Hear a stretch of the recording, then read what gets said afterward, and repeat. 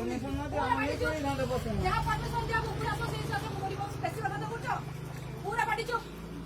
किछि न कहला तो बेसी कथा करछो एक तो बाहर आसी का घर से दूर हमर व्यवस्था करबो बाहर तो आनी देना व्यवस्था करी आनी देना आ कोन की आनी तुमको तो ना आनी दो फाइल कर ऑफिस को तो कथा जानी तो संस्कार सिखी तो मां को तो संस्कार सिखी ना संस्कार ग्राम में लगना देना ठिया ले हां चुप मारे चुप बेसी कथा कहउछो ए तुमरा घंटे ले दिया नहीं व्यवस्था करी व्यवस्था करिया को 2 घंटा टाइम लागबे तुम ठिया आबो हैला घंटा कोन बाई चुपचाप ठिया आबो बेसी कथा करछो कहबा नहीं कि तो पहिले बड़ा तू तो 14% में चुपचाप ठिया आबो तो 14% में ठिया आबो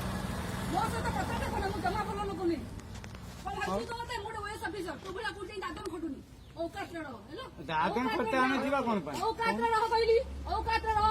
नी जो औकात रहो बहुत कथा कहू ए कहि कोन ना बहुत कथा कहू हैला पूरा चुप आने आध घंटे ला आसले के पानी भी तो मिलवा करता ना पानी मागिबो माने भलरे मागिबो जुक्ति करी मागिबो भलरे